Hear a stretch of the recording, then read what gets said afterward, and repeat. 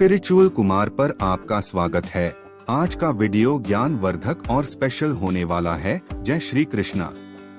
दोस्तों, भगवान आपके साथ हैं, इस बात के मिलते हैं ये संकेत। सुख और दुख जीवन का वो हिस्सा है जिससे कोई भी बच नहीं सकता, परंतु ढेरों लोग ऐसे भी हैं जो अपने पाप कर्म और निराशा के चलते दिन भर बस यही सोचते रहते हैं कि या तो भगवान है नहीं अथवा वह उन्हें पूरी तरह से भूल चुका है। चलिए जानते हैं उन परिस्थितियों और संकेतों को जो बताते हैं कि भगवान हमसे दूर नहीं है, बस वो यहीं कहीं आसपास ही है। पहला संकेत, जीवन में आप जो कुछ भी करेंगे उसमें अड़चने, विफलताएं और नाकामी मिलकर रहेगी। सुनने में अजीब लगे, परंतु आप यही सोच रहे होंगे कि जब भगवान निकट हो तो फिर काम बिगड़ कैसे सकते हैं, समस्याएं आ कैसे सकती हैं, ये विघ्न आखिर पड़ ही क्यों रहे हैं। बावजूद इसके आप फिर से कड़ी और कठोर मेहनत करने लगते हैं और जीवन को अपना 100% देते हैं, पसीना बहाते हैं, परंतु सफलता का रिजल्ट जानते हैं क्या आते हैं? 0। यकीन मानिए, ऐसा तब तक होता रहेगा जब तक आपकी बुद्धि प्रकाशित होकर आपके ज्ञान चक्षुओं को खोल नहीं देती, अर्थात जब तक आप अपने जीवन के सही उद्देश्य और मोटिव को समझ नहीं लेते, तब तक यह प्रक्रिया सतत रूप से चलती रहेगी। संकेत नंबर 2, आपका खुद पर विश्वास समाप्त हो जाएगा। अकेले और दुखी होने पर बस यही लगेगा कि जीवन तो एक मिथ्या है, दुनिया मतलबी और जीवन एकदम दुष्कर है। इस संसार में आप खुद को अकेला और असहाय महसूस करेंगे। कोई भी आपका सच्चा मित्र, सखा, पड़ोसी, रिश्तेदार और हितैषी नहीं होगा। ऐसे में आपका दिमाग सुन्न और जीवन बोझिल सा लगने लगेगा। आप समझ ही नहीं पाएंगे कि आखिर ऐसा हो क्यों रहा है, और अगर आप कुछ करना भी चाहें तो फिर करें क्या। आप ये मान कर चलेंगे कि कोई भी इंसान आपकी मदद कर नहीं सकता। चलिए मान भी लेते हैं कि आपने अपना दर्द किसी को बयां भी कर दिया, लेकिन सामने वाला आपकी बातों को गंभीरता से नहीं लेगा, यानी कि आपको इग्नोर करेगा और आप फिर से बस उसी टेंशन, स्ट्रेस और अवसाद की ओर बढ़ने लगेंगे। तो दोस्तों, जब भी आपके साथ कुछ ऐसा हो तो मान कर चलना भगवान आपके आसपास ही हैं।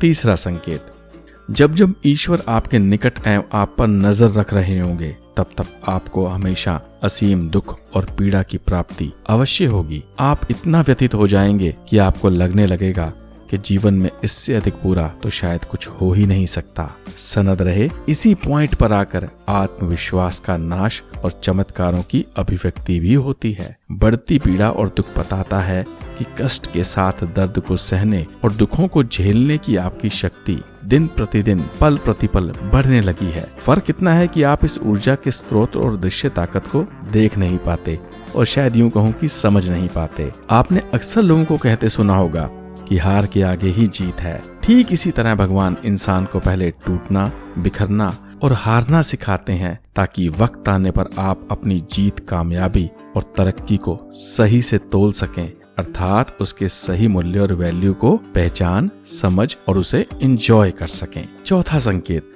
जब उम्मीद के सभी घड़े फूटते हैं तभी बुद्धि रूपी कुम्हार द्वारा समझदारी के अनेकों घड़ों को रचा जाता है। यानी अब आप दुनिया को छोड़ खुद को परखने और समझने लग जाते हैं। परिणाम स्वरूप अब आप खुद की कमियों, खामियों और बचकानेपन को खुले दिल से स्वीकारते हैं। फलस्वरूप जीवन में जो भी आपने खोया, पाया अथवा गवाया था, आप उन सभी के बारे में जो भी वाजिब कारण है अथवा जवाब है उनको ढूंढने लगते हैं। ये कुछ ऐसा है कि आप भीड़ में अकेले बैठकर खुद से संवाद कर रहे हैं। ये आत्म साक्षात्कार, खुद से जूझना और अंतरात्मा से लड़ना आपको सिखाता है कि कैसे आप सकारात्मकता के साथ अपने चरित्र का शोधन कर सकते हैं, क्योंकि खुद से जुड़े नहीं कि आपने 10 में से 9 सवालों के जवाबों का उत्तर पाना प्राप्त कर दिया। जी हाँ, इसी को आत्मा का शुद्धिकरण अथवा चरित्र का शोधन कहते हैं कि इंसान को अपने बुझे हुए सवालों के उत्तर मिलने लगते हैं। अब आप खुद को अधिक शांत, स्थिर,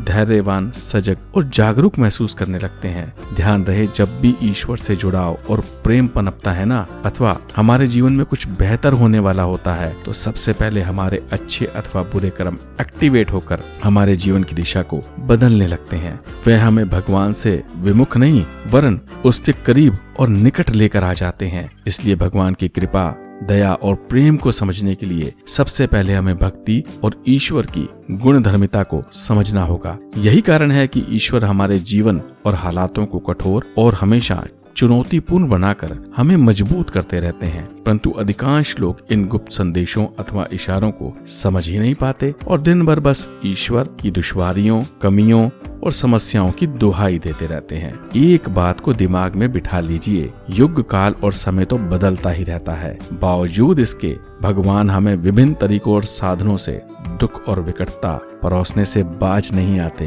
क्योंकि उनका बस एक ही लक्ष्य है, आपको कामयाब, मजबूत और लाजवाब बना देना। 5वां संकेत, एक ऐसा वक्त जब आप जीवन के सभी क्रियाकलापों, दैनिक कार्यों और सामाजिक व्यवहार में हार जीत को भूलकर, लाभ हानि को त्याग कर सिर्फ और सिर्फ मानवता को ही देखने लगते हैं, अथवा आप जीवन के प्रत्येक कदम को जिम्मेदारी, समझदारी और सकारात्मकता से जोड़कर देखने लगते हैं। भारी दुनिया, समाज और जीवन की खामियों का आप पर कोई भी प्रभाव अथवा दुष्प्रभाव नहीं पड़ता। कुविचार, कुसंगति, व्यभिचार, अश्लीलता आदि बुरी बातों का असर आप पे शून्य समान होने लगता है। साथ ही आप जीवन के साक्षी और सरल भाव को समझने लगते हैं। तो बस मान कर चलिए कि ईश्वर आपसे दूर नहीं, वरना आपके अंग संग सहाई हैं। 6वां संकेत, प्रसन्नता, खुशी अथवा बेफिक्री का वो समय जब देवता भी सब कुछ भूलकर जीवन के आनंद में डूबे होते हैं।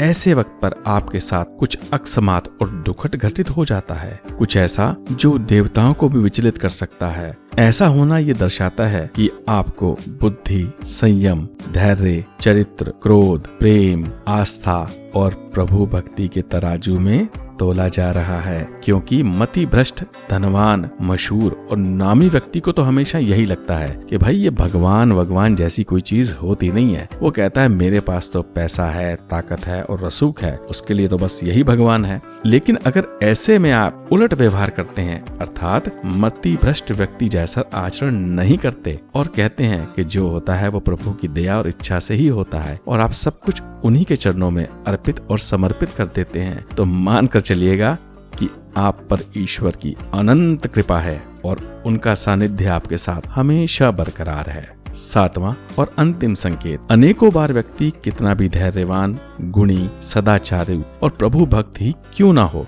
वो घर के भेदियों, दुनिया की जातियों और समय की मार को झेल नहीं पाता और वो हार जाता है, वो थक जाता है। ऐसा होने पर सच्चा भक्त अथवा इंसान अपने अश्रुओं से ईश्वर के चरण को धोने लगता है।